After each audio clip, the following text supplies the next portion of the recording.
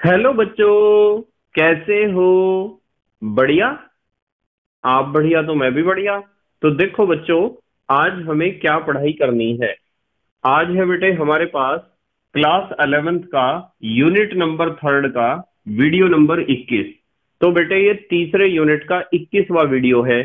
और इससे पहले 20 वीडियो आपको प्ले लिस्ट में भी मिल जाएंगे, नीचे बेटे डिस्क्रिप्शन में भी मिल जाएंगे, और कुछ समय बाद आई बटन में भी लिंक आ जाएगा, जहां आप यूनिट नंबर 3 के सभी वीडियोस को देख सकते हो, समझ सकते हो, और अपने सुंदर से नोट्स भी बना सकते हो, जो एग्जाम में आपकी बहुत ज्यादा हेल्प करेंगे।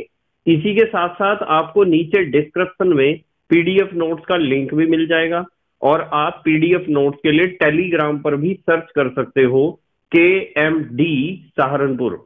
तो देखते हैं आज का हमारा टारगेट क्या है।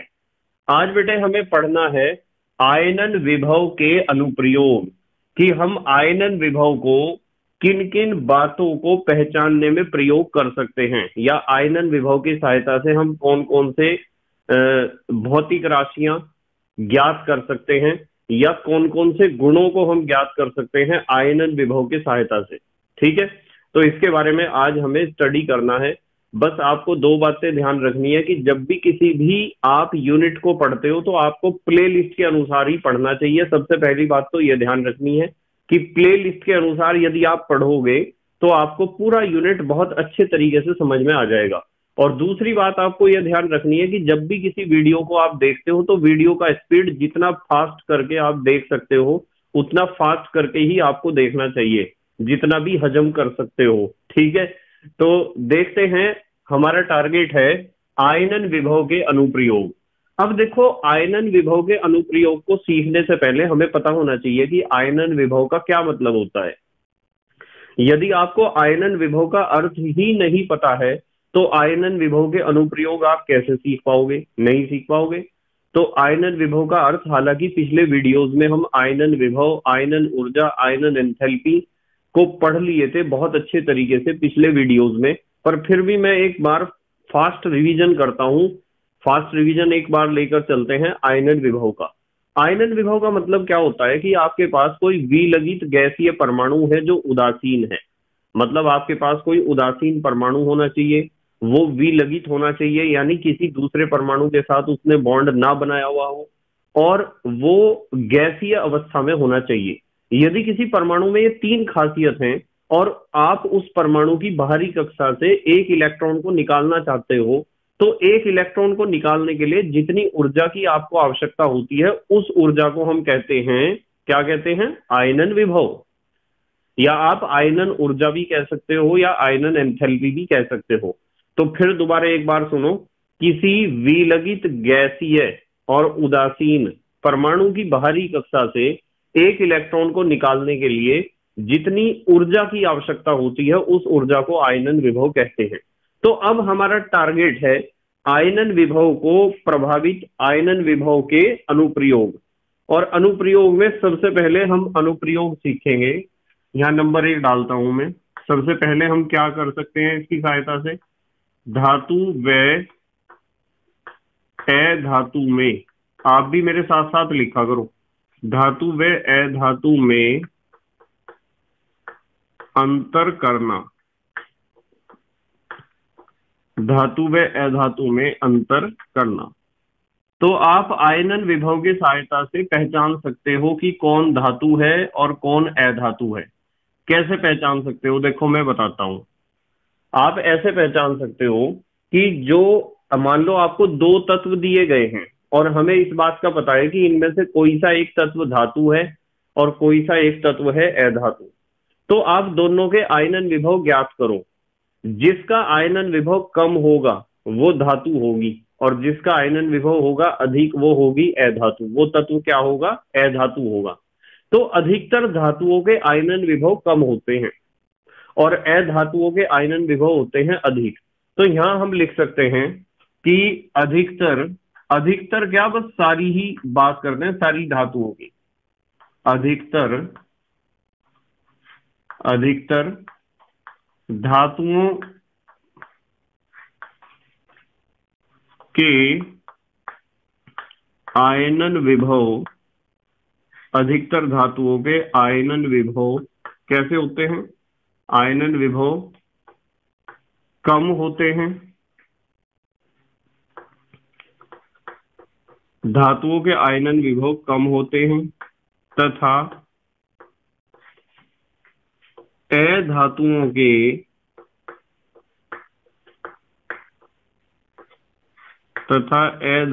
के आयनन विभव, अधातुओं के आयनन विभव कैसे होते हैं? अधातुओं के आयनन विभव अधिक होते हैं। मतलब ये बहुत नॉर्मल सी बात है। अब यहाँ कुछ बच्चे कंफ्यूज हो रहे होंगे कि सर ऐसा क्यों होता है। भाई आपको इस बात का तो पता है कि किसी परमाणु की बाहरी कक्षा से एक इलेक्ट्रॉन को निकालने के लिए जितनी ऊर्जा की आवश्यकता होती है उसे हम आयनन विभव कहते हैं। अब यदि आप धातुओं की बात करते हो तो आपको पता होना चाहिए धातु किसे कहते हैं। धातु वे तत्व होते हैं जिनकी आदत इलेक्ट्रॉन त्यागने की होती है। जिनकी आदत इलेक्ट्रॉन त्यागने की होगी उन्हें तो आप धातु कहोगे, और जिनकी आदत इलेक्ट्रॉन को ग्रहण करने की होगी उन्हें आप कहोगे अधातु। तो हमने यहाँ लिखा है कि धातु के आयनन विभव, ज्यादातर धातुओं के आयनन विभव क्या होते हैं? कम। भाई धातु का आयनन विभव कम होगा जभी तो उसके अंदर से सरलता से इलेक्ट्रॉन निकलेगा, और यदि उसके अंदर से सरलता से इलेक्ट्रॉन निकल रहा है तभी तो उसकी प्रकृति, उसका नेचर कैसा होगा? इलेक्ट्रॉन त्यागने का होगा, इलेक्ट्रॉन डोनेट करने का होगा, और तभी तो हम उसे धातु कह रहे हैं। कि आपको इस बात का पता होना चाहिए कि धातुएं जो होती हैं उनकी आदत इलेक्ट्रॉन देने की होती है, और वो सरलता से इलेक्ट्रॉन कब देंगी? जब उनके अंदर से इलेक्ट्रॉन सरलता से निकलेगा। और इलेक्ट्रॉन कब निकलेगा उनके अंदर से सरलता से? जब उनका आयनन विभव कम होगा। तो धातुओं के आयनन विभव होते हैं कम, और धातुओं के आयनन विभव कम होते हैं इसलिए उनकी बाहरी कक्षा से इलेक्ट्रॉन का निकलना आसान होता है। और इलेक्ट्रॉन का निकलना आसान होता है इसलिए वे आसानी से इलेक्ट्रॉन को दे सकते हैं किसी दूसरे तत्व को, और वे आसानी से इलेक्ट्रॉन को दे पा रहे हैं इसलिए ही उन्हें धातु कहा जा रहा है। तो ये तो बात बड़ी सिंपल है कि धातुओं के आयनन विभव कम होते हैं क्योंकि धातुओं की आदत इलेक्ट्रॉन डोनेट करने की होती है, इलेक्ट्रॉन देने की होती है, इलेक्ट्रॉन त्यागने की होती है, और वे सरलता से दूसरे तत्वों को इलेक्ट्रॉन दे सकते हैं। जबकि हम अधातुओं की जब बात करते हैं तो अधातु किसे कहते हैं? जिसकी आदत इलेक्ट्रॉन लेने की हो, जिसकी आदत इलेक्ट्रॉन देने की ना हो। और जब वो अधातु है तो उसे तो इलेक्ट्रॉन देना ही नहीं है। इसका मतलब ये है कि अधातु की बाहरी कक्षा से इलेक्ट्रॉन को निकालना बहुत मुश्किल है, और जब इलेक्ट्रॉन को निकालना मुश्किल है तो ये बात भी पक्की है कि उस इलेक्ट्रॉन को निकालने के लिए बहुत ज्यादा ऊर्जा की आवश्यकता पड़ेगी। इसका मतलब आयनन विभव बहुत ज्यादा है। तो जिसकी आदत इलेक्ट्रॉन देने की होती है ना, उसका आयनन विभव तो कम होगा ही, तभी तो उसकी आदत इलेक्ट्रॉन देने की है, यानी धातु की। और जिसकी आदत इलेक्ट्रॉन देने की नहीं है उसका आयनन विभव तो बहुत ज्यादा होगा ही, तभी तो उसमें से इलेक्ट्रॉन निकलना मुश्किल हो रहा है, यानी अधातु में हो। तो ये बात बड़ी सिंपल है। यदि आपको बहुत सारे तत्व दिए गए हैं और उनके आयनन विभव भी दिए गए हैं तो आप उन तत्वों को छांट लो जिनके आयनन विभव बहुत कम है या आयनन ऊर्जा बहुत कम है। उन सबको तो आप कहो कि इनके आयनन विभव कम है, आयनन ऊर्जा इनकी कम है, इसका मतलब इनके अंदर से इलेक्ट्रॉन निकलना बहुत आसान है, इसका मतलब इनकी आदत इलेक्ट्रॉन छोड़ने की है, इलेक्ट्रॉन त्यागने की है, इलेक्ट्रॉन देने की है। और जिनकी आदत इलेक्ट्रॉन त्यागने की होती है उन्हें हम कहते हैं धातु। और जिनके आयनन विभव आपको ज्यादा दिखाई दे रहे होंगे, जिनके आयनन विभव बहुत ज्यादा होंगे, उन्हें सबको एक साथ आप अलग कर दो और उन्हें कहो कि ये सब अधातु है क्योंकि इनके आयनन विभव ज्यादा हैं, इनके अंदर से इलेक्ट्रॉन निकलना मुश्किल है, इसका मतलब इनके अंदर से इलेक्ट्रॉन निकलता ही नहीं होगा, ये दूसरों से इलेक्ट्रॉन लेते होंगे। और जब ये दूसरों से इलेक्ट्रॉन लेते होंगे तो इसका मतलब ये धातु तो हो ही नहीं सकते हैं, ये है अधातु। तो एक तो इसका अनुप्रयोग ये है कि आप धातु और अधातु में अंतर कर सकते हो, ठीक है। दूसरा दूसरा अनुप्रयोग क्या है, दूसरा एप्लीकेशन क्या है? दूसरा एप्लीकेशन है आबंध की, आबंध यानी बॉन्ड, आबंध की प्रकृति ज्ञात करना, आबंध की प्रकृति ज्ञात करना। देखो बहुत अच्छी बात बताऊंगा आपको, भाई नॉर्मली आपको दो तरह के बॉन्ड दिखाई देते हैं यौगिकों में। जो रासायनिक यौगिक होते हैं ना, केमिकल कंपाउंड्स, वैसे तो बॉन्ड कई तरह के होते हैं, पर नॉर्मली दो ही बॉन्ड्स की हम बात करते हैं, एक तो आयनिक बंध और एक तो सहसंयोजक बंध। तो आयनिक बंध है या सहसंयोजक बंध है, कोई भी तत्व है वो आयनिक बंध बनाएगा या सहसंयोजक बंध बनाएगा, इसमें हमें पहचान करनी है। और पहचान करने का तरीका ये है कि जिन तत्वों के आयनन विभव कम होते हैं वे आयनिक बंध बनाते हैं, ज्यादातर आयनिक बंध। ज्यादातर क्या, हमेशा ही। जिन तत्वों के आयनन विभव कम होते हैं ना, वे धातु होंगी, और धातु की आदत इलेक्ट्रॉन देने की है। और आपको पता है आयनिक बंध तब बनता है जब दो परमाणुओं के बीच इलेक्ट्रॉन का आदान प्रदान होता है। तो जिन तत्वों के आयनन विभव कम होते हैं वे अधिकतर आयनिक बंध बनाते हैं, और जिन तत्वों के आयनन विभव क्या होते हैं, अधिक होते हैं, वे अधिकतर क्या करते हैं, आयनिक बंध के अलावा दूसरा बंध कौन सा है, सहसंयोजक बंध, वे सहसंयोजक बंध बनाते हैं। ठीक है, तो ये बात ध्यान रखनी है आपको, कौन सा बंध बनाते हैं, सहसंयोजक बंध। तो यहां लिखते हैं हम, जिन तत्वों के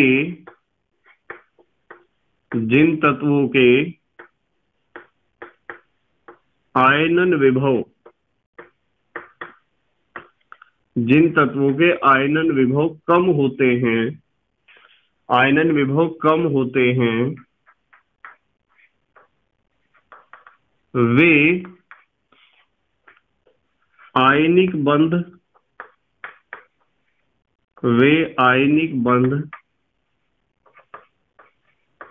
बनाते हैं, आयनिक बंध बनाते हैं। तथा जिन तत्वों के आयनन विभव कैसे होते हैं, क्या लिखे बताओ अब, जिन तत्वों के आयनन विभव कैसे होते हैं, अधिक होते हैं, वे क्या बनाते हैं बताओ, वे कैसा बंध बनाते हैं, सहसंयोजक, वे सहसंयोजक बंध बनाते हैं।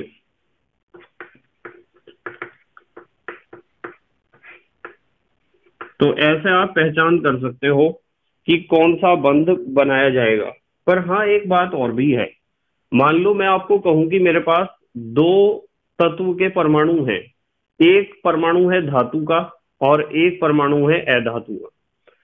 तो जब धातु और अधातु के परमाणु एक दूसरे के आमने सामने होंगे ना, तो पता क्या होगा, धातु की आदत तो होगी इलेक्ट्रॉन देने की और अधातु की आदत होगी इलेक्ट्रॉन लेने की। या फिर मैं इस बात को ऐसे भी कह सकता हूं कि धातु के परमाणु का आयनन विभव होगा कम और अधातु के परमाणु का आयनन विभव होगा ज्यादा। जब धातु के परमाणु का आयनन विभव कम है तो उसके अंदर से सरलता से इलेक्ट्रॉन निकलेगा, या आप मोटी भाषा में इसे कह सकते हो कि धातु परमाणु इलेक्ट्रॉन को इसलिए त्याग देगा क्योंकि धातु परमाणु की आदत ही होती है इलेक्ट्रॉन को त्यागने की। और दूसरा जो अधातु परमाणु है उसका आयनन विभव तो बहुत ज्यादा है, और आयनन विभव बहुत ज्यादा है, इसका मतलब उसके अंदर से इलेक्ट्रॉन नहीं निकलेगा, उसकी आदत इलेक्ट्रॉन लेने की है, इसीलिए तो उसे अधातु कहते हैं। तो धातु परमाणु में से तो इलेक्ट्रॉन निकलेगा और अधातु परमाणु की कक्षाओं में प्रवेश करेगा। तो यहां इलेक्ट्रॉन का ट्रांसफर होगा, इलेक्ट्रॉन का आदान प्रदान होगा। और जब दो परमाणुओं के बीच इलेक्ट्रॉन का स्थानांतरण होता है ना, ट्रांसफर होता है, आदान प्रदान होता है, तो इस प्रकार बनने वाले बंध को हम कहते हैं आयनिक बंध, या आप कह सकते हो विद्युत संयोजक बंध। तो आयनिक बंध इस स्थिति में भी बनता है, और इस स्थिति में भी क्या, इसी स्थिति में बनता है। आयनिक बंध जितनी धातुएं हैं वे यदि कोई रासायनिक बंध बना रही हैं तो आयनिक बंध बनाएंगी। अब यदि आप इस बात को सोचने बैठ जाओ कि सर धातुएं तो धात्विक बंध भी बनाती हैं, अरे भाई धात्विक बंध कोई रासायनिक बंध नहीं होता है। रासायनिक बंध तो उसे कहते हैं जिसमें दो परमाणुओं के बीच, दो परमाणु जो आपस में जुड़ने जा रहे हैं उनके बीच या तो इलेक्ट्रॉनों का आदान प्रदान हो या तो इलेक्ट्रॉनों की साझेदारी हो। जिस बॉन्ड में इलेक्ट्रॉन का ट्रांसफर होता है या इलेक्ट्रॉन की शेयरिंग होती है, उस बॉन्ड को ही आप केमिकल बॉन्ड कह सकते हो। जैसे आयनिक बंध, जैसे सह संयोजक बंध, जैसे उप सह संयोजक बंध। पर यदि आप धात्विक बंध को भी रासायनिक बंध कहते हो तो थोड़ा गलत होगा। धात्विक बंध में ना तो इलेक्ट्रॉन का आदान प्रदान होता है दो परमाणुओं के बीच, और ना ही इलेक्ट्रॉन की साझेदारी होती है। इसलिए मैं धात्विक बंध या मेटेलिक बॉन्ड को कोई केमिकल बॉन्ड या रासायनिक बंध नहीं कह सकता हूं। इसी तरह आप वांडरवाल बॉन्ड को भी केमिकल बॉन्ड नहीं कह सकते हो, क्योंकि वांडरवाल बॉन्ड में भी ना तो इलेक्ट्रॉन का ट्रांसफर होता है और ना तो इलेक्ट्रॉन की शेयरिंग होती है। इसी तरीके से आप हाइड्रोजन बॉन्ड को भी कोई केमिकल बॉन्ड नहीं कह सकते हो, क्योंकि हाइड्रोजन बॉन्ड में भी ना तो इलेक्ट्रॉन का ट्रांसफर होता है दो एटम्स के बीच, और ना तो इलेक्ट्रॉन की शेयरिंग होती है दो एटम्स के बीच। ठीक है, तो ध्यान रखना है आपको कि यदि आपके पास धातु और अधातु एक दूसरे के आमने सामने हैं, मान लो, यहां चलो लिख लेते हैं इस बात को। मैंने आपको कहा कि मान लो एक तो है धातु और धातु के साथ जुड़ रहा है अधातु। तो यदि धातु के साथ अधातु जुड़ेगा तो इसकी आदत इलेक्ट्रॉन देने की होगी, क्योंकि इसका आयनन विभव कम है। इसकी आदत इलेक्ट्रॉन लेने की होगी, क्योंकि इसका आयनन विभव ज्यादा है। इसलिए इलेक्ट्रॉन ऐसे ट्रांसफर होगा, ऐसे इलेक्ट्रॉन ट्रांसफर हो जाएगा। कौन ट्रांसफर हुआ है? इलेक्ट्रॉन। कहां से? धातु से अधातु में। तो इस तरह जो बॉन्ड बनता है उसे हम कहते हैं आयनिक बंध। क्या कहते हैं? आयनिक बंध कहते हैं। ये चीज आपको ध्यान रखनी पड़ेगी, बहुत जरूरत पड़ती है इस चीज की। पर यदि मैं आपको कह दूं, इसके अलावा एक दूसरा केस और ले सकते हैं। देखो, मान लो आपके पास कोई अधातु परमाणु है। क्या है? अधातु परमाणु। और ये जुड़ना चाह रहा है किसी दूसरे अधातु परमाणु के साथ। तो यदि ये दोनों अधातु के परमाणु है, चाहे ये आइडेंटिकल हैं या नॉन आइडेंटिकल हैं, माने चाहे तो ये दोनों एक ही तत्व के हैं, जैसे मैं आपको कह दूं H और H, ठीक है, या तो दोनों अलग अलग तत्व के हैं, जैसे H और Cl। यदि ये दोनों एक ही तत्व के हैं तब भी, और यदि ये दोनों अलग अलग तत्व के परमाणु हैं तब भी। यदि ये दोनों अधातु हैं तो पक्की बात है इसकी आदत भी इलेक्ट्रॉन लेने की होगी और इसकी आदत भी इलेक्ट्रॉन लेने की होगी। दोनों इलेक्ट्रॉन लेने को तैयार हैं, और जब दोनों इलेक्ट्रॉन लेने को तैयार हैं तो होगा क्या? फिर मजबूरी हो जाएगी। इलेक्ट्रॉन लेने को इसलिए तैयार है क्योंकि इसका आयनन विभव बहुत ज्यादा है, और इसका आयनन विभव भी बहुत ज्यादा है। जिस परमाणु का आयनन विभव ज्यादा होता है ना, अधिक होता है, वो अपने इलेक्ट्रॉन को कैसे छोड़ देगा? आउटर मोस्ट ऑर्बिट के इलेक्ट्रॉन को निकालने का ही नहीं, उसका इलेक्ट्रॉन कोई निकाल ही नहीं सकता है, क्योंकि उसका आयनन विभव बहुत ज्यादा है। तो ना तो इसकी आदत इलेक्ट्रॉन देने की है, ना तो इसकी आदत इलेक्ट्रॉन देने की है। तो इन्हें मजबूरी में एक दूसरे के साथ इलेक्ट्रॉन की साझेदारी करनी पड़ेगी, और साझेदारी से या शेयरिंग से या पार्टनरशिप से जो बॉन्ड बनता है उसे कहते हैं सह संयोजक बंध। क्या कहते हैं? सह संयोजक बंध। तो यहां बनेगा सह संयोजक बंध। बताओ, ये बात समझ में आ रही है क्या आपके? ये बनेगा सह संयोजक बंध। तो ये चीज आपको पता होनी चाहिए कि कहाँ आयनिक बंध बनता है, कहाँ सह संयोजक बंध। यदि हम रासायनिक बंधों की बात करते हैं तो पक्की बात है जो धातुएं होती हैं वे हमेशा आयनिक बंध ही बनाती हैं। इसलिए हमने यहाँ लिखा है जिन तत्वों के आयनन विभव कम होते हैं वे आयनिक बंध बनाते हैं। भाई, आयनन विभव किन तत्वों के होते हैं कम? धातुओं के ही तो होते हैं कम। तो धातु तो हमेशा क्या बनाएगी? आयनिक बंध। अब कुछ बच्चों के दिमाग में एक सवाल आ रहा होगा कि सर, यदि आपके पास एक धातु परमाणु है और दूसरा भी धातु परमाणु है, ये धातु परमाणु आपस में जुड़ेंगे तो कौन सा बंध बनेगा? आपने एक बात तो बता दी कि धातु के साथ अधातु जुड़ेगी तो इलेक्ट्रॉन ट्रांसफर होगा, और इलेक्ट्रॉन ट्रांसफर होने से आयनिक बंध बनेगा। आप, क्योंकि धातु की आदत इलेक्ट्रॉन देने की है और अधातु की आदत इलेक्ट्रॉन लेने की है। आपने ये भी बता दिया कि अधातु अधातु के साथ जुड़ती है तो दोनों में इलेक्ट्रॉन की साझेदारी होती है, और साझेदारी होने से जो बंध बनता है उसे कहते हैं सह संयोजक बंध या कोवलेंट बॉन्ड। पर इस बात को तो आपने बताया नहीं कि जब दो धातु परमाणु आपस में जुड़ेंगे तो कौन सा रासायनिक बंध बनेगा। तो देखो जरा, चलो इसके बारे में विचार करते हैं। मान लो ये भी धातु परमाणु है, ये भी धातु परमाणु, इसका भी आयनन विभव कम है, इसका भी आयनन विभव कम है, इसकी आदत भी इलेक्ट्रॉन देने की है, इसकी आदत भी इलेक्ट्रॉन देने की है। तो ये इलेक्ट्रॉन लेके खड़ा होगा, दूसरे को कह रहा होगा कि भाई तू ले ले इलेक्ट्रॉन, तू ले ले। वो कह रहा होगा इसे नहीं यार, तुझे लेना पड़ेगा इलेक्ट्रॉन। तो दोनों, ये तो इसे इलेक्ट्रॉन देना चाह रहा है, ये तो इसे इलेक्ट्रॉन देना चाह रहा। भाई जब दोनों है, ये दोनों तो इलेक्ट्रॉन लेना चाह रहे थे, इसलिए इनके बीच में साझेदारी हुई है। और यदि कोई इलेक्ट्रॉन दे ही रहा है, ये तो इसे देने को तैयार, ये तो इसे देने को तैयार, लेने को इलेक्ट्रॉन कोई का भी तैयार नहीं है, तो क्या होगा? ऐसी स्थिति में इनके बीच रासायनिक बंध नहीं बनेगा। पहले आप पहले आप में तो लखनऊ के नवाब साहब की गाड़ी भी छूट गई थी, ठीक है? आपको पता है ना इस बात का? नहीं पता है तो सुनो। भाई लखनऊ में जो है बहुत तहजीब वाले लोग रहते हैं, बहुत ही तहजीब वाले। और वहां पता क्या होता है, वहां कोई एक दूसरे को गाली भी नहीं देता है, और यदि गाली दे भी रहा है तो बहुत प्यार से, इस तरीके से कि लगेगा कि गाली नहीं दे रहा है, दुलार रहा है। तो वहां यदि बस स्टैंड पर कोई बस आती है ना, बस, तो बस स्टैंड पर हमारे यहाँ क्या होगा? हमारे यहाँ ऐसा होगा, हमारे क्षेत्र में, पश्चिमी उत्तर प्रदेश में क्या होगा कि यदि बस स्टॉप पर बस आकर रुकी है ना, तो वहां जितनी भीड़ है वे सब मैं पहले घुसूंगा, मैं पहले घुसूंगा, मैं पहले घुसूंगा, सब पहले घुसना शुरू करेंगे, सोचेंगे कि मैं ही घुस जाऊं सबसे पहले। पर यदि आप वहां लखनऊ में जाके देखोगे, ऐसा कहा जाता है, वैसे तो लखनऊ के बच्चे भी कुछ इस वीडियो को देख रहे होंगे, वहां ऐसा कहा जाता है कि वहां बहुत तहजीब वाले लोग रहते हैं। यदि वहां बस स्टॉप पर बस रुकी है आकर, तो वहां सब कहेंगे कि सर पहले आप चलो, आप चलो पहले, आप चलो। मान लो दो आदमी बस स्टैंड पर खड़े हुए हैं और बस आई और बस स्टैंड पर रुक जाती है, दो आदमी हैं, दोनों नवाब हैं। क्या हुआ, नवाब साहब कह रहे पहले दूसरे को कि पहले आप चलो नवाब साहब, अरे नहीं नवाब साहब पहले आप चलो। दोनों एक दूसरे को कह रहे पहले आप, चढ़ कोई सा नहीं रहा बस में। और जब बस में कोई सा भी नहीं चढ़ रहा, तो कंडक्टर ने कहा भाई आ जाओ, आना हो तो आ जाओ, नहीं तो मैं चल रहा आगे। तो जब वहां 5 मिनट पहले आप, पहले आप, पहले आप, और कोई सा भी नहीं चढ़ा, तो कंडक्टर ने सिट्टी मार दी कि चलो भाई, ड्राइवर को कह दिया चलो आगे, ही नहीं चढ़ना है, कहीं नहीं जाना इन्हें। तो ऐसा ही होगा यहाँ भी। यहाँ क्या होगा, धातु की आदत इलेक्ट्रॉन देने की है, ये धातु कहेगी कि आप लो इलेक्ट्रॉन, मुझे आवश्यकता नहीं है। और ये वाली धातु कहेगी आप लो इलेक्ट्रॉन। तो पहले आप और पहले आपके चक्कर में इनके बीच जो है बॉन्ड नहीं बनेगा।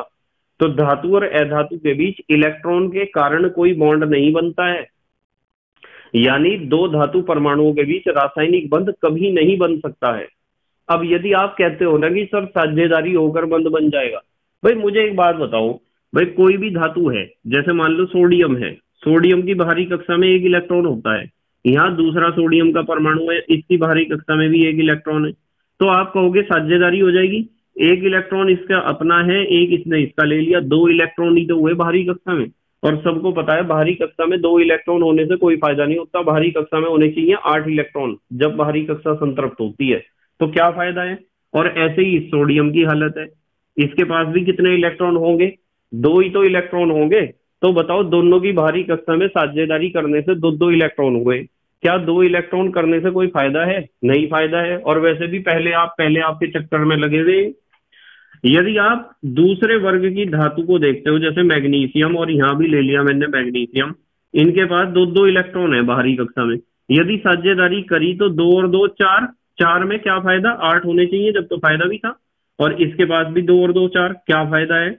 अब आप कहोगे सर तीसरे वर्ग का देख लो ना, एल्यूमिनियम, तो एल्यूमिनियम देख लो, एल्यूमिनियम के पास कितने, तीन तीन इलेक्ट्रॉन होते हैं, तो साझेदारी करी 3 और 3 6, 3 और 3 6, तो कोई लाभ थोड़ा ही हुआ इनसे, इनसे तो कोई भी लाभ नहीं हुआ।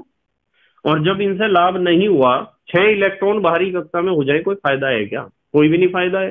तो इसका मतलब साफ है कि ये तीन बातें आपको पता होनी चाहिए। देखो अब यहाँ निष्कर्ष क्या निकला, निष्कर्ष तो यह निकल रहा कि भाई धातु धातु के साथ, धातु परमाणु, एक धातु परमाणु दूसरे धातु परमाणु के साथ कभी भी जुड़ेगा ही नहीं। पर आप यदि लोहे के एक बड़े से टुकड़े को लेते हो, तो लोहे के टुकड़े में तो लोहे के बहुत सारे परमाणु हैं, और वे परमाणु यदि आपस में किसी बंध द्वारा नहीं जुड़े हुए हैं, तो लोहे का वो टुकड़ा जिसमें हजारों करोड़ों अरबों खरबों परमाणु है, वो इतना मजबूत क्यों है फिर? भाई लोहे का टुकड़ा इतना मजबूत है, इसका कारण ये पक्का यही होगा कि परमाणु लोहे के, यानी किसी भी धातु के परमाणु आपस में जुड़े जरूर होते हैं किसी ना किसी बल से। पर यहाँ आप बता रहे कि वो रासायनिक बंध या रासायनिक बल हो ही नहीं सकता है, तो वो कौन सा बंध है? वो बंध है धात्विक बंध। क्या है? धात्विक बंध। और अगले चैप्टर में हमें धात्विक बंध को पढ़ना है, मेटेलिक बॉन्ड को पढ़ना है। ठीक है, कौन सा बंध होता है? धात्विक बंध। अब धात्विक बंध में ना तो इलेक्ट्रॉन का आदान प्रदान होता है दो परमाणुओं के बीच, और ना ही इलेक्ट्रॉन की साझेदारी होती है दो परमाणुओं के बीच, इसलिए धात्विक बंध को रासायनिक बंध नहीं कहते हैं, वो एक नॉन केमिकल बॉन्ड है। अब देखो, ये तीन बातें आपको पता होनी चाहिए। यदि धातु के साथ अधातु जुड़ रहा है तो इलेक्ट्रॉन ट्रांसफर होगा धातु से अधातु पर, क्योंकि धातु की आदत इलेक्ट्रॉन देने की होती है, अधातु की आदत इलेक्ट्रॉन लेने की होती है। इस बॉन्ड को हम कहते हैं आयनिक बॉन्ड या आयनिक बंध, जब इलेक्ट्रॉन ट्रांसफर होता है। और यदि दो अधातु परमाणु आपस में संयोग करने के लिए आए हैं, जुड़ने के लिए आए हैं, तो इसकी आदत भी इलेक्ट्रॉन लेने की है, इसकी भी इलेक्ट्रॉन लेने की, इसका आयनन विभव भी ज्यादा है, इसका आयनन विभव भी ज्यादा है, दोनों लालची है तो इनके बीच में जरूर साझेदारी होगी, पार्टनरशिप होगी, इलेक्ट्रॉन की शेयरिंग होगी। और इलेक्ट्रॉन की शेयरिंग से, इलेक्ट्रॉन की साझेदारी से जो बॉन्ड बनता है उसे कहते हैं सहसंयोजक बंध। पर यदि धातु धातु के साथ जुड़ना चाहती है ना, तो इनमें ना तो इलेक्ट्रॉन के आदान प्रदान से काम चलेगा क्या? करने के नहीं आदान प्रदान, दोनों देने कोई तैयार है, लेने को कोई भी नहीं तैयार है। तो ना तो धातु के दो परमाणु आपस में इलेक्ट्रॉन का आदान प्रदान करेंगे और ना ही इलेक्ट्रॉन की साझेदारी करेंगे, तो इनके बीच ना तो आयनिक बंध बनेगा और ना तो बनेगा सहसंयोजक बंध, इनके बीच बनेगा धात्विक बंध। कौन सा बंध बनेगा? धात्विक बंध, मेटेलिक बॉन्ड। ठीक है, मेरे पास यहाँ जगह नहीं है कहीं, चलो यहाँ लिखता हूं धात्विक बंध बनेगा। ना तो इनके बीच आयनिक बंध बनेगा और ना तो इनके बीच सहसंयोजक बंध बनेगा, दोनों में से कोई सा भी बॉन्ड नहीं बनेगा। ठीक है, बताओ समझ में आ रही क्या बात? अब देखो, यहाँ हमने लिखा है जिन तत्वों के आयनन विभव कम होते हैं वे आयनिक बंध बनाते हैं। भाई, आयनिक बंध धातु और अधातु के बीच बना नहीं, इनके आयनन विभव कम है। तथा जिन तत्वों के आयनन विभव अधिक होते हैं वे सहसंयोजक बंध बनाते हैं। अधातु अधातु के साथ जुड़ते हुए सहसंयोजक बंध बनाएगी। हाँ, ऐसा भी होता है, अधातु धातु के साथ जुड़ते हुए तो आयनिक बंध बनाएगी। ठीक है, पर हम अधातु के ऊपर ठप्पा नहीं लगा सकते हैं कि हमेशा आयनिक बंध बनाएगी, पर धातु के ऊपर ठप्पा लगा सकते हैं कि धातु हमेशा आयनिक बंध बनाएगी। धातु का पक्का सबूत है कि धातु जब भी रासायनिक बंध बनाएगी तो आयनिक बंध ही बनाएगी। ठीक है बेटे, तो ये कितने हुए हमारे पास? ये हुए नंबर 2, आबंध की प्रकृति ज्ञात करना। भाई, नंबर 1 पे तो हमने सीखा था धातु व अधातु में अंतर करना, फिर नंबर 2 पे हमने सीखा आबंध की प्रकृति ज्ञात करना। ठीक है, अब देखते हैं नंबर 3, तीसरा अनुप्रयोग क्या है? तीसरा अनुप्रयोग है क्रियाशीलता ज्ञात करना।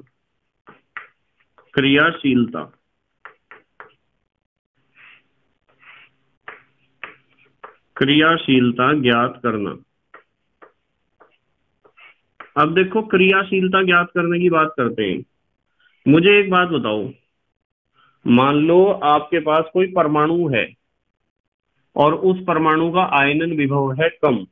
कैसा आयनन विभव है? कम आयनन विभव है। तो यदि परमाणु का आयनन विभव कम होगा तो उसके अंदर से इलेक्ट्रॉन एकदम निकलेगा, और इलेक्ट्रॉन यदि उसके अंदर से एकदम निकल जाएगा, आसानी से निकल जाएगा, तो वो तत्व बहुत ज्यादा क्रियाशील होगा। और यदि किसी का आयनन विभव ज्यादा है वो कम क्रियाशील होगा। ठीक है, यदि किसी का आयनन विभव ज्यादा है तो वो क्या होगा?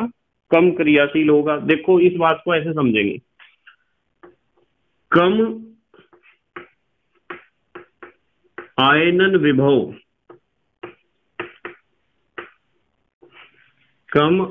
विभव वाले तत्व, आप भी लिखा करो मेरे साथ साथ, कम आयनन विभव वाले तत्व अधिक क्रियाशील होते हैं।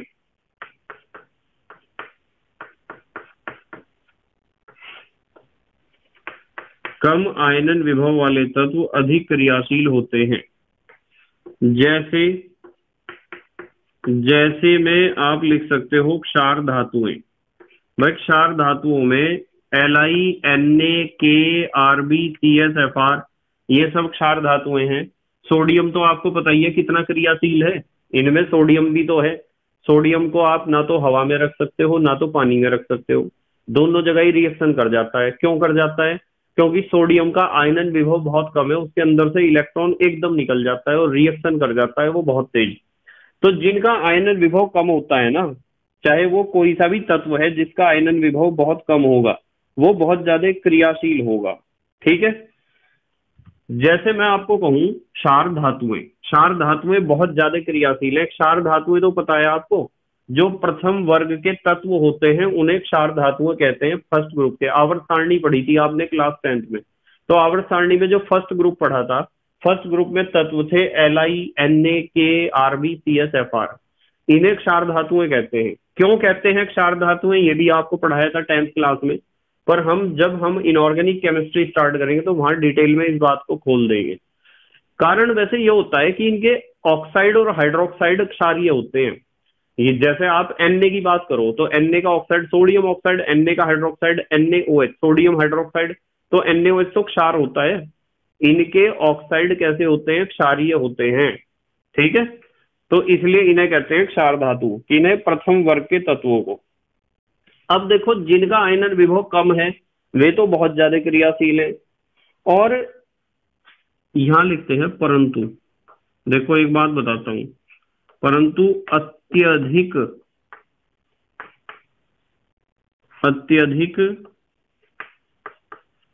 आयनन विभव वाले तत्व, जिनका आयनन विभव बहुत ही ज्यादा है, इलेक्ट्रॉन निकलना ही नहीं उनके अंदर से, ठीक है, परंतु अत्यधिक आयनन विभव वाले तत्व बहुत कम क्रियाशील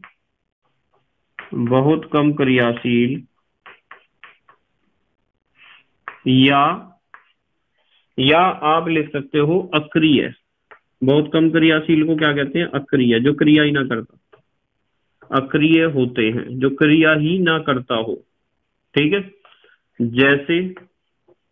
जैसे आपको पता है अक्रिय गैसें, भाई HENEARKRXERN, ये अक्रिय गैसें जो होती हैं इनके आयनन विभव बहुत ज्यादा होते हैं, और ज्यादा आयनन विभव है तो ये बहुत कम क्या होती हैं, क्रियाशील, क्रिया करती ही नहीं है। बहुत कम अक्रिय गैसें ऐसी हैं जो कुछ थोड़ी बहुत ही क्रिया करती हैं, और वो भी विशेष परिस्थितियों में। अच्छा, नंबर 4 पर देखो, ये थोड़ा इंपॉर्टेंट है, इससे एक बहुत अच्छी बात समझ में आ जाएगी आपके।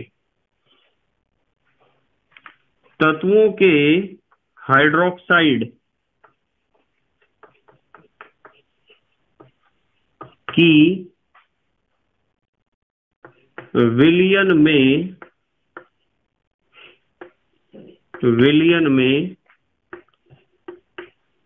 प्रकृति ज्ञात करना। देखो ये चीज थोड़ी समझने वाली है, थोड़ा मुश्किल पड़ेगा आपको ये। मान लो आपके पास किसी तत्व का हाइड्रोक्साइड है, हाइड्रोक्साइड तो पता है OH, जिसमें OH आता हो। मान लो किसी तत्व का हाइड्रोक्साइड है और आप उस हाइड्रोक्साइड को पानी में घोल देते हो, तो पानी में घोलने पर आपको एक विलयन प्राप्त होता है उस हाइड्रोक्साइड का। अब वो विलयन अम्लीय विलयन होगा या क्षारीय विलयन होगा, कैसे पता चलेगा? बहुत आसानी से पता चलेगा। देखो मैं बताता हूं कैसे पता चलेगा। वो विलयन आयनन विभव के आधार पर पता लगा सकते हैं हम। मान लो आपके पास एक हाइड्रोक्साइड है A का, AOH, A का हाइड्रोक्साइड है AOH। यदि AOH में A कोई तत्व है, चलो तत्व लिख देता हूं यहां, A तत्व का आयनन विभव को ऐसे लिखते हैं ना, आयनाइजेशन एनर्जी, आयनन विभव कम होता है, ऐसे लिखते हैं, चलो कम होता है। तो मान लो इसका आयनन विभव कम है A का, तो यह आयनन विभव कम है तो इलेक्ट्रॉन को छोड़ देगा बड़ी आसानी से, तो यह सरलता से इलेक्ट्रॉन को त्याग कर, जब आयनन विभव कम है तो इलेक्ट्रॉन को तो आसानी से छोड़ देगा, इलेक्ट्रॉन को त्याग कर A पॉजिटिव यानी धनायन में बदल जाता है। धनायन में क्या हो जाता है, बदल जाता है। अतः विलयन, यानी जो जलीय विलयन है या जिस भी पदार्थ में इसे घोल रखा है, अतः विलयन क्षारीय हो जाता है। अब बच्चे यहाँ सोच रहे होंगे कि सर ऐसा किस तरह हुआ, समझ में तो आई नहीं बात, क्यों होगा ऐसा। देखो मैं बताता हूँ कैसे होगा। आपके पास AOH है, AOH ये है, हमने कहा कि इसका आयनन विभव कम है। आयनन विभव कम है तो इलेक्ट्रॉन छोड़ने के लिए तैयार है। तो आपको पता है इस बॉन्ड में कितने इलेक्ट्रॉन हैं? दो। बॉन्ड में तो दो इलेक्ट्रॉन होंगे, एक तो इसका एक तो इसका, और इसका आयनन विभव कम है तो अपना इलेक्ट्रॉन छोड़ देगा, तो यहां से टूटेगा ये बॉन्ड। ठीक है, दोनों इलेक्ट्रॉन कौन लेके गया? O लेके गया दोनों इलेक्ट्रॉन। A को इलेक्ट्रॉन देने में कोई दिक्कत नहीं है क्योंकि इसका आयनन विभव A का कम है, इलेक्ट्रॉन निकल सकता है। तो होगा क्या, विलयन में आपको बहुत सारे तो A पॉजिटिव नजर आएंगे और बहुत सारे नजर आएंगे OH नेगेटिव। देखो इलेक्ट्रॉन इसके पास गया तो ये वाला हिस्सा तो नेगेटिव बन जाएगा ना। बहुत सारे क्या नजर आएंगे? OH negative. और OH नेगेटिव, जिस विलयन में OH नेगेटिव आयन उपस्थित होते हैं वो विलयन कैसा होता है? क्षारीय होता है। कैसा होता है? क्षारीय। तो मतलब यदि आपके पास AOH में A तत्व का आयनन विभव, आयनाइजेशन एनर्जी का मतलब होता है आयनन विभव या आयनन एंथैल्पी, कम होता है तो यह सरलता से इलेक्ट्रॉन को त्याग कर A पॉजिटिव में बदल जाता है, अतः विलयन क्षारीय हो जाता है।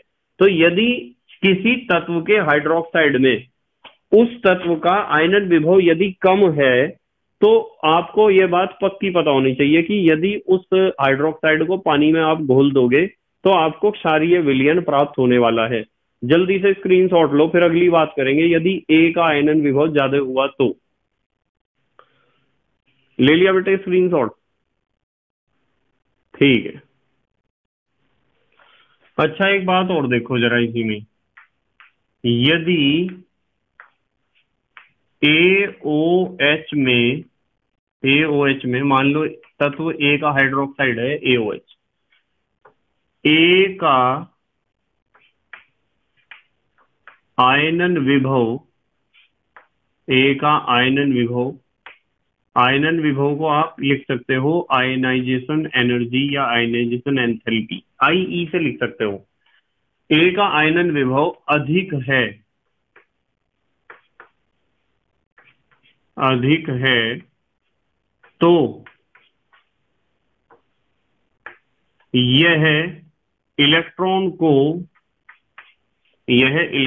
यह का मतलब A अपने इलेक्ट्रॉन को नहीं छोड़ेगा, यह इलेक्ट्रॉन को नहीं त्यागता है,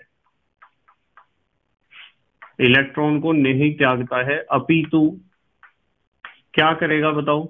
अपितु मतलब इलेक्ट्रॉन इसने छोड़ा नहीं तो ये बॉन्ड तो टूटना नहीं है फिर, और यदि ये बॉन्ड नहीं टूटना है तो फिर ये वाला टूटेगा बॉन्ड। अपितु AO नेगेटिव आयन बनाता है,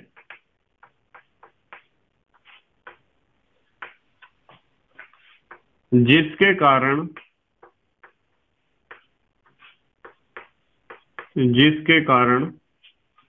विलयन कैसा हो जाता है? विलयन अम्लीय होगा। फिर कैसा होगा? अम्लीय। यही लिख देता हूं, विलयन अम्लीय हो जाता है। अब अम्लीय कैसे हो जाता है देखो, अभी समझ में आ जाएगा आपके। मान लो आपके पास ये है AOH, ये है, और इसका आयनन विभव है ज्यादा, आयनन विभव ज्यादा है, अधिक है, तो इस बॉन्ड को तो तोड़ने नहीं देगा पर ये बॉन्ड टूट जाएगा। और ऐसे टूट जाएगा, आयनन विभव अधिक है, इसका इफेक्ट इस बॉन्ड पे भी पड़ेगा। और वैसे भी ऑक्सीजन और हाइड्रोजन का कंपैरिजन करो, तुलना करो, तो ऑक्सीजन की विद्युत ऋणात्मकता हाइड्रोजन से ज्यादा होती है, और विद्युत ऋणात्मकता मींस इलेक्ट्रोनेगेटिविटी ऑक्सीजन की ज्यादा है, तो इसमें विषम विदलन होगा, बॉन्ड ऐसे टूटेगा, और ये हमारे पास बन जाएगा AO negative plus H positive. अब मुझे एक बात देख के बताओ कि विलयन में बहुत सारे क्या हैं? H positive ion. और यदि विलयन में बहुत सारे H पॉजिटिव आयन है तो ये बात पक्की है कि वो विलयन कैसा होगा? अम्लीय होगा। विलयन कैसा होगा? अम्लीय। तो यदि विलयन में बहुत सारे H पॉजिटिव आयन हैं तो विलयन कैसा हो जाएगा, अम्लीय। तो इस तरह कोई भी तत्व है और उस तत्व का हाइड्रोक्साइड आपके पास है, तो आप पहचान सकते हो आयनन विभव के आधार पर कि उस तत्व का हाइड्रोक्साइड पानी में घोलने पर कैसा विलयन देगा, अम्लीय विलयन देगा या क्षारीय विलयन देगा। आप बड़ी आसानी से पहचान सकते हो। आपको पता होना चाहिए कि उस तत्व का आयनन विभव कम है या ज्यादा है। अब आते हैं नंबर 5 पर, पांचवा अनुप्रयोग। पांचवा अनुप्रयोग है आक्सीकारक व अपचायक पहचानना। आप आयनन विभव के सहायता से आक्सीकारक पहचान सकते हो। आक्सीकारक व अपचायक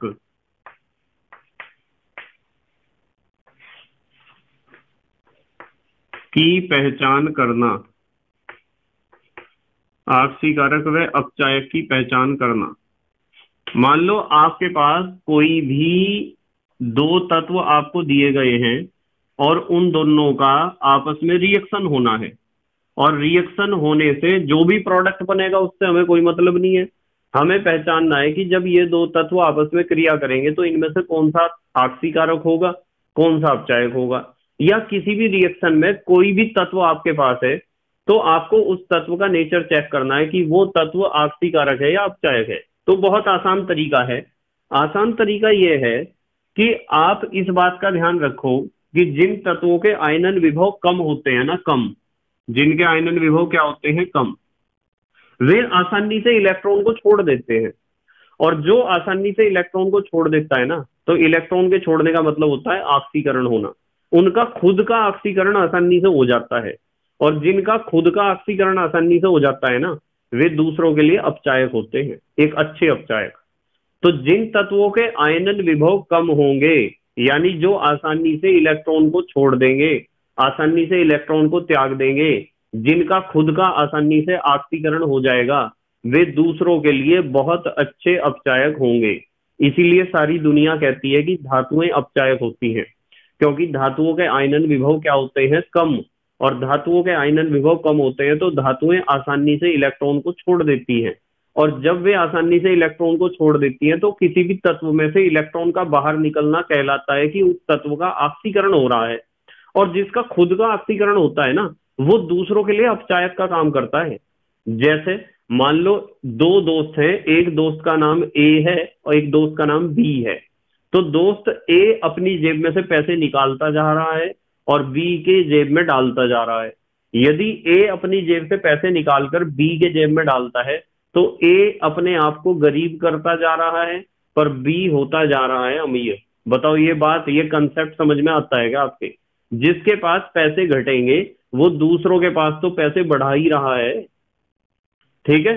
तो जिसका खुद का ऑक्सीकरण होता है ना, वो दूसरों का अपचयन करता है, क्योंकि जो इलेक्ट्रॉन उसके अंदर से निकला है वो उसके अंदर से तो निकल गया, उसका तो ऑक्सीकरण हो गया, पर वो इलेक्ट्रॉन उसने किसी ना किसी को तो दिया ही होगा।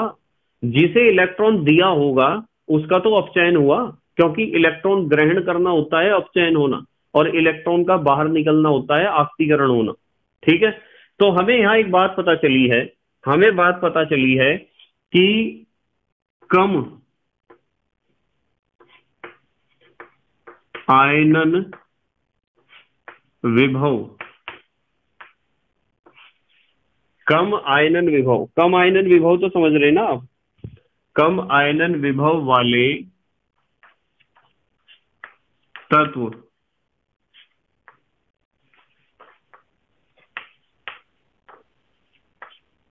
अच्छे अपचायक होते हैं।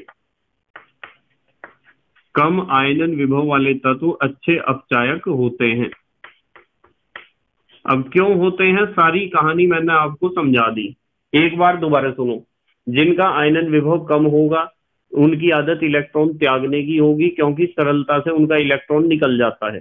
और जिनके अंदर से इलेक्ट्रॉन सरलता से निकल रहा है, जो आसानी से इलेक्ट्रॉन को छोड़ रहे हैं, उनका खुद का ऑक्सीकरण बहुत अच्छा हो रहा है। और जिनका खुद का ऑक्सीकरण बहुत अच्छा हो रहा है वे दूसरों के लिए अच्छे अपचायक होंगे। तो यहां लिखा हुआ है कम आयनन विभव वाले तत्व अच्छे अपचायक होते हैं, ठीक है। तथा करके लिखते हैं, तथा, तथा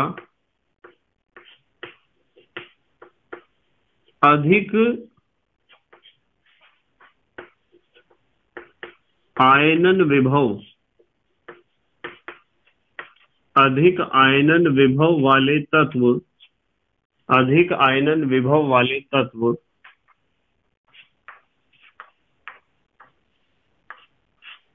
अच्छे ऑक्सीकारक होते हैं। अब इस बात को भी समझाऊं, अच्छे ऑक्सीकारक होते हैं। देखो मैं बताता हूं कैसे अच्छे ऑक्सीकारक होते हैं। जिसका आयनन विभव ज्यादा होगा वो इलेक्ट्रॉन देगा तो नहीं, ये तो पक्की बात है। वो इलेक्ट्रॉन लेगा और बहुत तेजी से लेगा।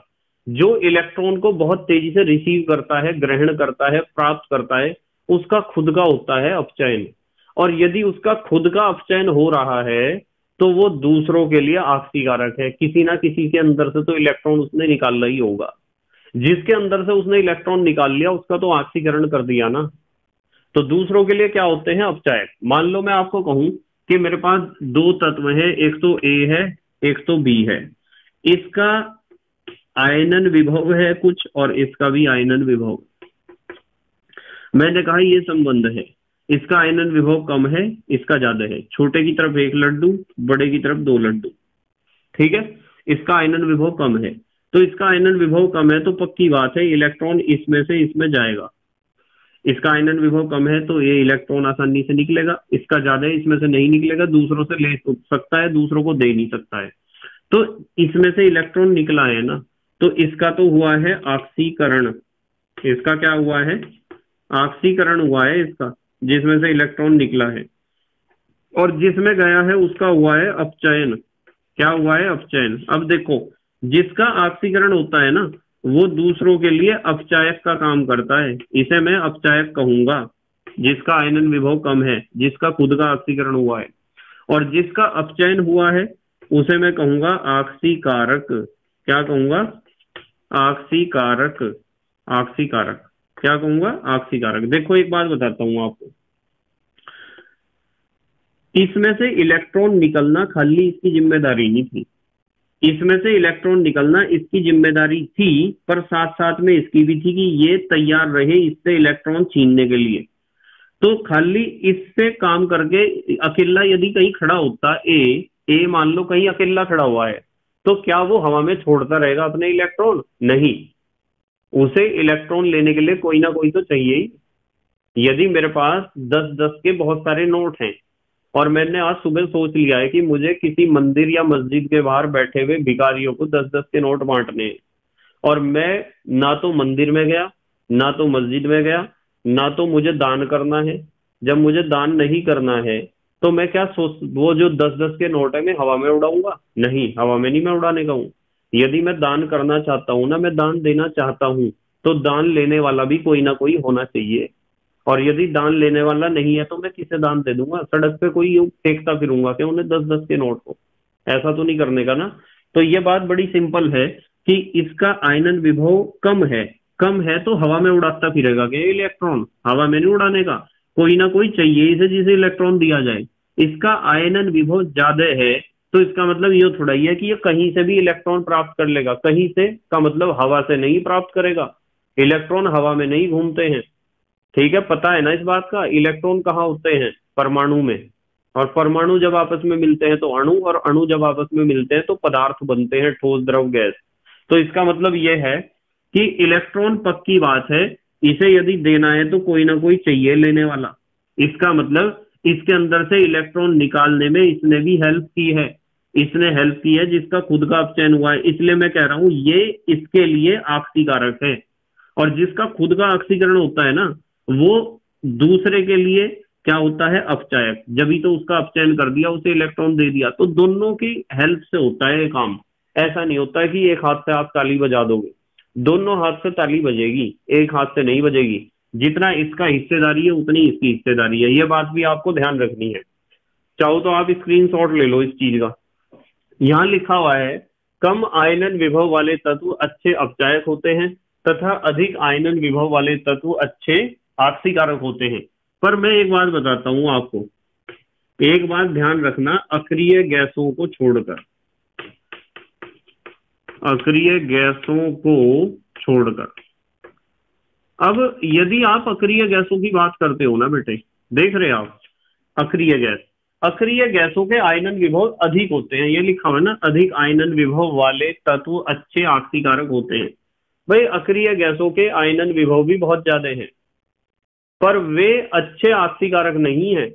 अब सवाल खड़ा हो गया, क्यों नहीं है सर वे अच्छे आक्सीकारक? भाई अक्रिय गैसों की बाहरी कक्षाएं पूरी भरी हुई हैं या नहीं है? पूरी भरी हुई है ना बाहरी कक्षाएं। और जब बाहरी कक्षाएं पूरी भरी हुई हैं तो वे किसी से इलेक्ट्रॉन क्यों लेंगे, भले ही उनका आयनन विभव ज्यादा हो। यदि उनका आयनन विभव ज्यादा है तो आप सोचते हो कि वह इलेक्ट्रॉन लेंगे किसी से? भाई नहीं लेंगे। यदि वे अक्रिय गैस हैं, उनके पास तो बाहरी कक्षा पूरी भरी पड़ी है, और जब उनकी बाहरी कक्षा पूरी भरी पड़ी है तो वे क्यों लेंगे इलेक्ट्रॉन किसी से? तो इसलिए हमने ये बात तो लिख दी कि कम आयनन विभव वाले तत्व अच्छे अपचायक होते हैं, ठीक है, बढ़िया बात है। तथा अधिक आयनन विभव वाले तत्व अच्छे आक्सीकारक होते हैं, ठीक है, बढ़िया बात है। परंतु अक्रिय गैसों को छोड़कर, ये जो ब्रैकेट में लिखा है ना, अक्रिय गैसों को छोड़कर, ये हमने इसके लिए लिखा है अधिक आयनन विभव वाले तत्वों के, ठीक है। अच्छा, ये स्क्रीनशॉट ले लिया क्या आपने इस चीज का? ले लिया स्क्रीनशॉट? मिटा दूं इसे? लेना हो तो जल्दी ले लो। 1 2 3। अब मैं मिटा रहा हूं। चलो अगली बात करेंगे, हम देखेंगे और क्या क्या अनुप्रयोग हो सकता है आयनन विभव का। हम ये सीख रहे हैं कि आयनन विभव की सहायता से हम क्या क्या ज्ञात कर सकते हैं, क्या क्या चीजें ज्ञात कर सकते हैं, ठीक है। अब आते हैं नंबर 6 पर, छठा अनुप्रयोग, तत्वों की स्थायी ऑक्सीकरण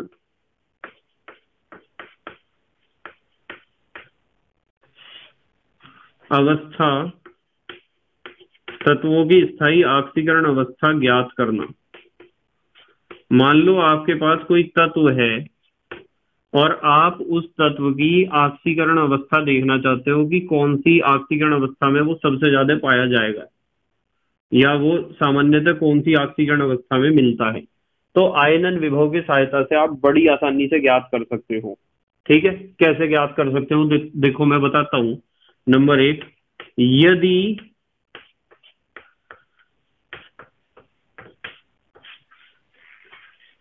किसी तत्व के IE1 तो पता है, प्रथम आयनन विभव, यानी पहला इलेक्ट्रॉन निकालने के लिए जितनी ऊर्जा हमें चाहिए, आप प्रथम आयनन विभव कहो या प्रथम आयनन ऊर्जा कहो, एक ही बात है। यदि किसी तत्व के प्रथम आयनन विभव व द्वितीय आयनन विभव में अधिक अंतर होता है, अधिक अंतर होता है, तो वह अपनी निम्नतर का मतलब कम वाली, लिख दूं ब्रैकेट में, कम वाली ऑक्सीकरण अवस्था में, देखो मैं बताऊंगा, कारण बताऊंगा आपको क्यों हो रहा है ऐसा। ऑक्सीकरण अवस्था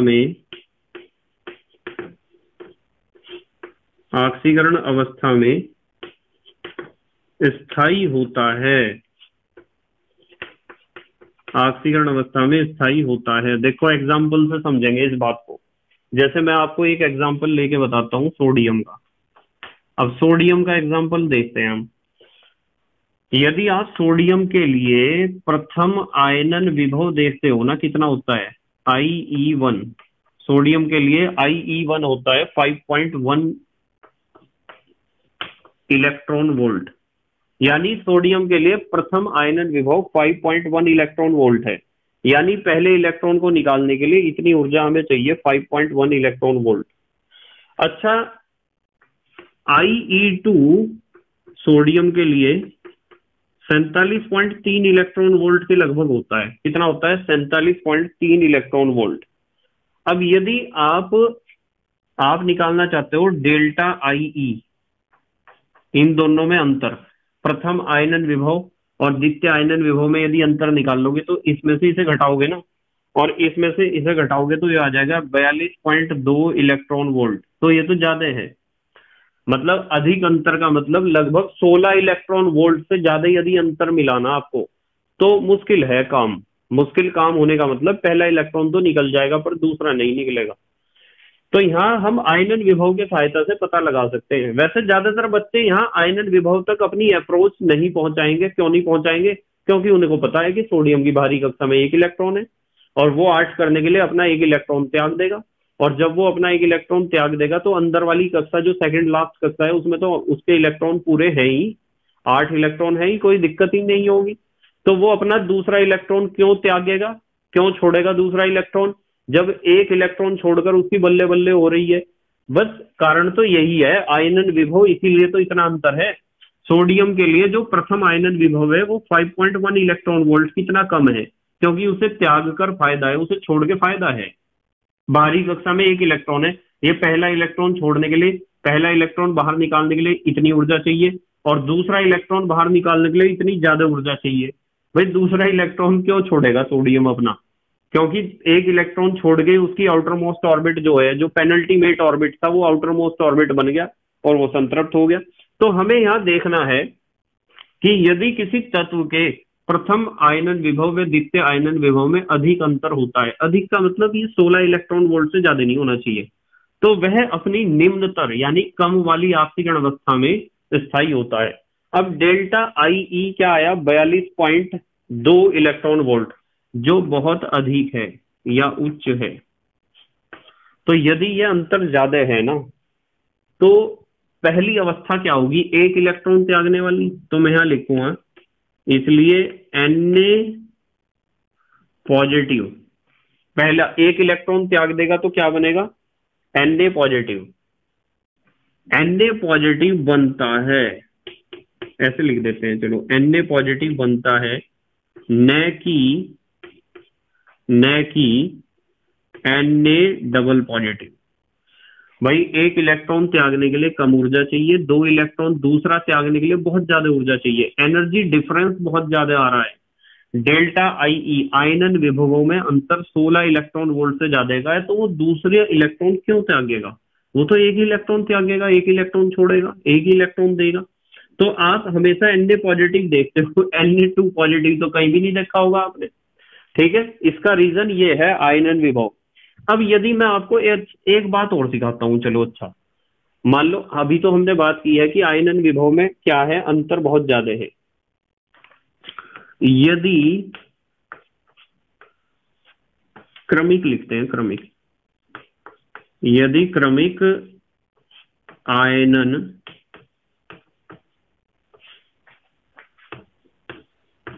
विभवों में अंतर कम कम कम का मतलब है less than 16 electron volt, 16 electron volt से कम होता है, तो तत्व अपनी उच्चतर यानी हाईएस्ट ऑक्सीकरण अवस्था में, क्या हो गया इसमें चौक में, ऑक्सीकरण अवस्था में स्थायी होता है। यदि जो क्रमिक आयनन विभव होते हैं ना, IE1, IE2, IE3, इनमें डिफरेंस कम हो, एनर्जी डिफरेंस, तो वो तो इलेक्ट्रॉन त्यागता ही जाएगा। जब तक इलेक्ट्रॉन छोड़ता जाएगा, जब तक ऐसी अवस्था ना आ जाए कि डेल्टा IE का वैल्यू यानी एनर्जी डिफरेंस 2 स्टेप में 16 इलेक्ट्रॉन वोल्ट से ज्यादा ना हो जाए। जैसे एक एग्जांपल लेते हैं, चलो एग्जांपल से समझ में आएगा। यहां लिखते हैं एक एग्जांपल एल्यूमिनियम का। यदि आप एल्यूमिनियम के लिए इन वैल्यूज को देखते हो ना, एल्यूमिनियम के लिए तो आई ई वन तो है 6 electron volt. I E one कितना है? 6 electron volt. I E two है 18.8 इलेक्ट्रॉन वोल्ट। ज्यादा 16 से ज्यादा का अंतर तो नहीं है, देखो 18.8। और तीसरा इलेक्ट्रॉन निकालने के लिए जितनी ऊर्जा हमें चाहिए वो है 28.4 इलेक्ट्रॉन वोल्ट। कितनी है? 28.4 इलेक्ट्रॉन वोल्ट। और चौथा इलेक्ट्रॉन निकालने के लिए आई ई फोर लिखेंगे ना। चौथा इलेक्ट्रॉन निकालने के लिए जितनी ऊर्जा हमें चाहिए वो है 120 इलेक्ट्रॉन वोल्ट। तो यहाँ तो अंतर ज्यादा आ गया भाई। देखो इन दोनों में 6 इलेक्ट्रॉन वोल्ट और 18.8 इलेक्ट्रॉन वोल्ट, इनमें 16 से कम का अंतर है। और इन दोनों में 18 और 28, इनमें भी 16 से कम का अंतर है। पर 28 और 120 यहाँ तो बहुत अंतर आ गया। यानी तीसरे और चौथे में अंतर ज्यादा आ गया। देखो कितना आया, यहाँ लिख देते हैं। डेल्टा आई ई 3 4, तीसरे और चौथे का ही तो अंतर निकाल रहे हैं हम। ये जो अंतर आया है ये आया है 91.6। जब आप इसमें से इसे घटाओगे 91.6 इलेक्ट्रॉन वोल्ट, इतना अंतर है। और इतना अंतर है तो ये तो अधिक है ना अंतर। यहाँ ब्रैकेट में लिख देता हूं अधिक। तो जब अधिक है तो ये बात समझ में आई। हाँ, पहला इलेक्ट्रॉन निकल जाएगा, दूसरा भी निकल जाएगा, तीसरा भी निकल जाएगा, पर चौथा इलेक्ट्रॉन नहीं निकलेगा। तो इसलिए एल्यूमिनियम को जब भी आप देखोगे ना, यहां लिख देता हूं, इसलिए एल्यूमिनियम क्या बनाता है? Al ट्रिपल पॉजिटिव आयन बनाता है, या +3 ऑक्सीकरण अवस्था में स्थायी होता है। वो एल्यूमिनियम के ऊपर आपको +4 नहीं मिलेगा। एल्यूमिनियम का आयन 4 पॉजिटिव वाला नहीं मिलेगा, 3 पॉजिटिव वाला मिलेगा। ठीक है, 3+ वाला एल्यूमिनियम आयन मिलेगा। तो ये भी बात हमें किससे पता चली है? हमें तत्वों की स्थायी ऑक्सीकरण अवस्था इससे पता चली है कि आयनन विभव, जो प्रथम आयनन विभव है, द्वितीय आयनन विभव है, उनके बीच का, तृतीय आयनन विभव है, उनके बीच का एनर्जी डिफरेंस कितना है। यदि एनर्जी डिफरेंस क्रमिक आयनन विभवों के बीच का कम है, तो एनर्जी डिफरेंस कम है तो वे अगले स्टेप पे फॉरवर्ड होते रहेंगे, कोई दिक्कत नहीं, एक एक इलेक्ट्रॉन और निकालते रहेंगे। और यदि एनर्जी डिफरेंस है ज्यादा, 2 क्रमिक आयनन विभवों का, तो वे क्यों अगला स्टेप लेंगे? इतना ज्यादा एनर्जी क्यों वेस्ट करेंगे? ठीक है, जल्दी से स्क्रीनशॉट लो, फिर अगली बात करेंगे। बहुत अच्छी, ले लिया स्क्रीनशॉट? ठीक है, चलो एक क्वेश्चन करते हैं। बहुत अच्छा, एक क्वेश्चन करते हैं। क्वेश्चन ये है कि निम्नलिखित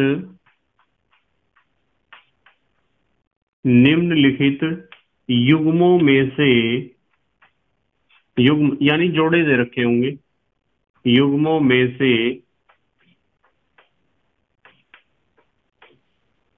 किसकी आयनन ऊर्जा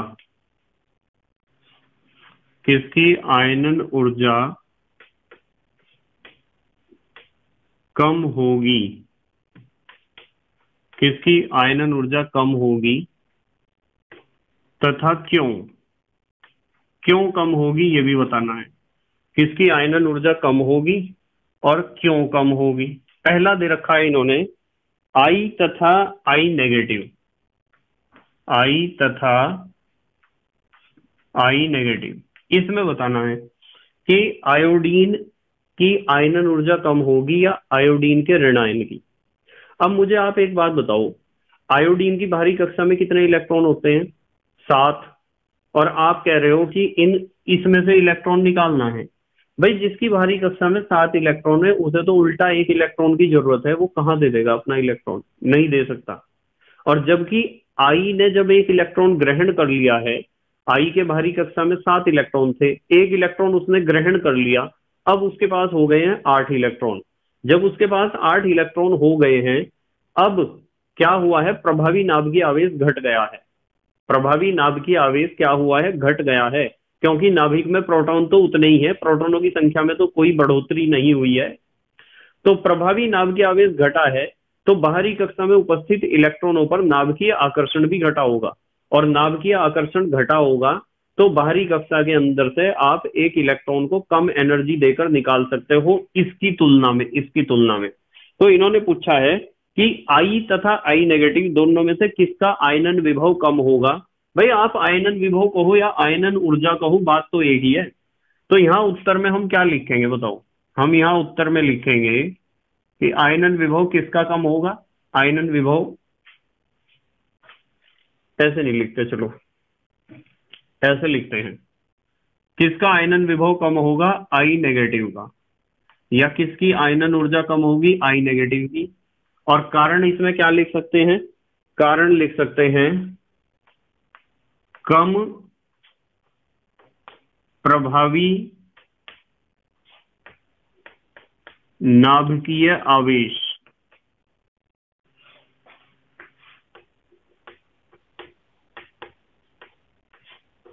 के कारण। मतलब जब बाहरी कक्षा में 7 इलेक्ट्रॉन थे तो प्रभावी नाभिकीय आवेश ज्यादा था इसकी तुलना में। अब बाहरी कक्षा में हो गए हैं 8 इलेक्ट्रॉन, तो प्रभावी नाभिकीय आवेश भी क्या हो गया है, घट गया है।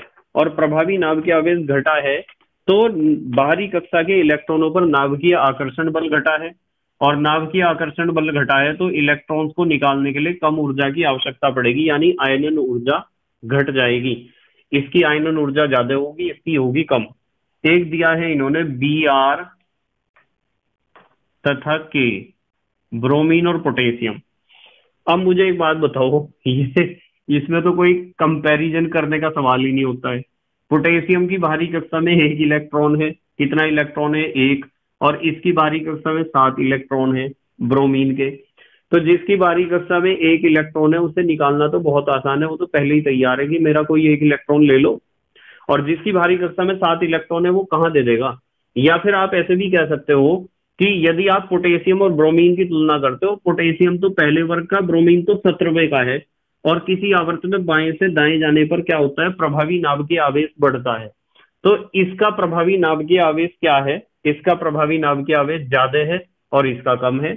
जिसका प्रभावी नाभिकीय आवेश कम है उसकी बाहरी कक्षा के इलेक्ट्रॉनों पर नाभिकीय आकर्षण बल कम लग रहा होगा, और नाभिकीय आकर्षण बल कम लग रहा होगा तो बाहरी कक्षा से इलेक्ट्रॉन को निकालना ज्यादा आसान होगा, थोड़ी सी ऊर्जा दो, इलेक्ट्रॉन बाहर। तो यहां हम लिख सकते हैं Br तथा K में किसकी आयनन ऊर्जा कम होगी, K की आयनन ऊर्जा कम होगी। ठीक है, कारण क्या लिखेंगे, कम प्रभावी नाभिकीय आवेश, कम प्रभावी नाभिकीय आवेश व, एक बात और लिखते हैं चलो, व बाहरी कक्षा में 1 इलेक्ट्रॉन होने के कारण, 1 इलेक्ट्रॉन होने के कारण। 2 रीजन दे दिए, दोनों रीजन बिल्कुल सही है। उसके बाद इन्होंने थर्ड दिया है, तीसरा दिया है इन्होंने, क्या दिया है, Li तथा Li पॉजिटिव।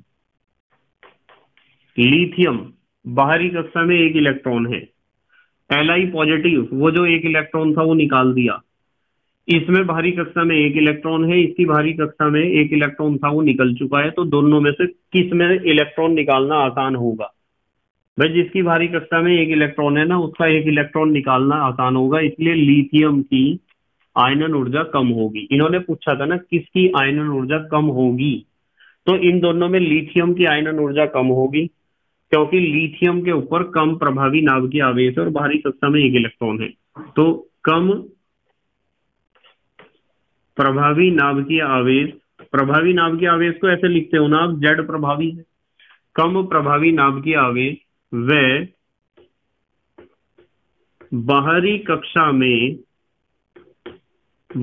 कक्षा में क्या है बताओ, 1 इलेक्ट्रॉन होने के कारण, बाहरी कक्षा में एक इलेक्ट्रॉन होने के कारण, इसलिए यहाँ लिथियम की आयनन ऊर्जा कम होगी। अब आते हैं नंबर 4 पर। चौथे नंबर पर इन्होंने दिया है ऑक्सीजन तथा नाइट्रोजन। ये तो बहुत इंपॉर्टेंट क्वेश्चन है। ऑक्सीजन तथा नाइट्रोजन, इनमें आयनन विभव या आयनन ऊर्जा किसका कम होगा? ऑक्सीजन का होगा। ऑक्सीजन की आयनन विभव, आयनन ऊर्जा ऑक्सीजन की कम होगी। क्यों होगी? वैसे तो आपको पता है कि आवर्त में बाएं से दाएं जाने पर आयनन विभव बढ़ता है, तो नाइट्रोजन से ज्यादा ऑक्सीजन का होना चाहिए, क्योंकि नाइट्रोजन 15वें वर्ग का, 15वें वर्ग के बाद ही तो आता है 16वां वर्ग यानी ऑक्सीजन का वर्ग। तो नाइट्रोजन से ज्यादा ऑक्सीजन की आयनन ऊर्जा होनी चाहिए, पर ऑक्सीजन की आयनन ऊर्जा होती है कम। इसका कारण मैंने आपको बताया था पहले भी। यहाँ जो नाइट्रोजन है ना, ये नाइट्रोजन, नाइट्रोजन का स्थायी इलेक्ट्रॉनिक विन्यास होता है। ब्रैकेट में लिख देते हैं, नाइट्रोजन का स्थायी, नाइट्रोजन का स्थायी इलेक्ट्रॉनिक विन्यास, स्थायी इलेक्ट्रॉनिक विन्यास Np3 होता है ना, आधे भरे हुए होते हैं इसमें उपकोष, पी उपकोष होने के कारण अर्धपूर्ण उपकोष तो स्थायी होते हैं, इसलिए नाइट्रोजन का आयनन ऊर्जा कम होना चाहिए था, पर है ऑक्सीजन का कम, क्योंकि नाइट्रोजन में आधे भरे हुए उपकोष हैं जो स्थायी हैं। अब आते हैं नंबर 5 पर। नंबर 5 है Be तथा B, ये भी मैंने आपको कराया था। Be तथा B, ये तो है कौन सा? ये तो है दूसरा वर्ग और ये है तीसरा वर्ग। तो यदि दूसरे और तीसरे वर्ग का कंपैरिजन करते हो ना, तो इनका आयनन विभव कम होगा, होना चाहिए था तीसरे वालों का ज्यादा। इनका आयनन विभव ज्यादा, पता क्यों होता है? ये दूसरा वर्ग है, ये दूसरा वर्ग है और ये है तीसरा वर्ग। तीसरा कह दो या 13वां कह दो, चलो एक ही बात है। दीर्घाकार आवर्त सारणी में 13वां कहते हैं इसे। तो यहाँ 13वें वर्ग वालों की आयनन ऊर्जा कम होगी, क्योंकि दूसरे वर्ग वालों का स्थायी विन्यास है। तो यहाँ लिखेंगे हम Be का स्थायी इलेक्ट्रॉनिक विन्यास, पता Be का क्या होता है? दूसरे वर्ग वालों का स्थायी विन्यास पता कैसा होता है? ऐसा होता है NS2, यानी पूर्ण पूरित, पूरा भरा हुआ होने के कारण, ये कारण है इसका। ठीक है। और नंबर 6 पर इन्होंने दिया है, नंबर 6 पर दिया है ऑक्सीजन तथा सल्फर। ऑक्सीजन और सल्फर में बताना है। भाई ऑक्सीजन और सल्फर तो एक ही वर्ग के हैं, 16वें वर्ग के हैं दोनों। तो ऑक्सीजन के नीचे सल्फर है, तो सल्फर का साइज बड़ा होगा, और सल्फर का साइज बड़ा होगा तो सल्फर की ही आयनन ऊर्जा कम होगी। ठीक है। तो यहां लिख देंगे परमाणु आकार, परमाणु आकार बड़ा होने के कारण, क्योंकि यदि परमाणु आकार बड़ा है या परमाणु त्रिज्या बड़ी है, तो बाहरी कक्षा के इलेक्ट्रॉनों पर लगने वाला नाभिकीय आकर्षण बल होता है कम, और नाभिकीय आकर्षण बल कम होगा तो बाहरी कक्षा से इलेक्ट्रॉन को निकालने के लिए कम ऊर्जा देनी पड़ेगी। इसलिए हम कहेंगे यहाँ सल्फर की आयनन ऊर्जा क्या होती है? कम होती है ऑक्सीजन से। वैसे भी आपको पता है किसी भी वर्ग में ऊपर से नीचे जाने पर आयनन ऊर्जा घटती है। अब हमारे देश के प्यारे प्यारे बच्चे जल्दी से स्क्रीनशॉट लेंगे। ले लिया बेटे स्क्रीनशॉट? ठीक है। तो बेटे आपके समझ में आया होगा, मुझे उम्मीद है आपके समझ में आया होगा कि हम जो आयनन विभव है उसे किस प्रकार, कौन कौन से अनुप्रयोग उसकी सहायता से कर सकते हैं, कौन कौन सी बातों का पता लगा सकते हैं हम आयनन विभव के आधार पर। यानी हमने पढ़ा है आयनन विभव के अनुप्रयोग या आयनन ऊर्जा के अनुप्रयोग। तो आप बहुत सारी बातें ऐसी हैं जिनका पता लगा सकते हो आयनन विभव यदि आपको दिए गए हैं। कौन धातु है, कौन अधातु है, कौन आक्सीकारक है, कौन अपचायक है, ठीक है, कौन अपनी कौन सी आक्सीकरण अवस्था में ज्यादा स्थायी रहेगा, ठीक है, कौन ज्यादा क्रियाशील होगा, कौन कम क्रियाशील होगा, ये सारी बातें हमने डिस्कस की हैं। बस आप मेहनत और ईमानदारी से पढ़ाई करते रहो, और हमेशा किसी भी यूनिट को देखते हो तो प्लेलिस्ट के अनुसार ही देखा करो, प्लेलिस्ट के अनुसार आप पढ़ा करो, और स्पीड अपने अनुसार व्यवस्थित कर लिया करो वीडियो का। ठीक है। और हैंड रिटन नोट सबसे अच्छे होते हैं, यदि आप मेरे साथ साथ लिखोगे ना तो सबसे अच्छा होगा। और यदि आप पीडीएफ नोट्स उठाते हो, आपको पता है टेलीग्राम पर चैनल है हमारा KMD सहारनपुर, वहां से यदि आप पीडीएफ नोट्स उठाते हो तो वहां से भी लिख लिया करो, उन्हें नोट्स को अपने हैंड रिटन लिखा करो, अपने हाथ से लिखा करो। ठीक है। बस मेहनत और ईमानदारी से पढ़ाई करते रहो। कल फिर एक और नया टॉपिक लेकर आएंगे। Thank you very much for watching this video. Okay, bye.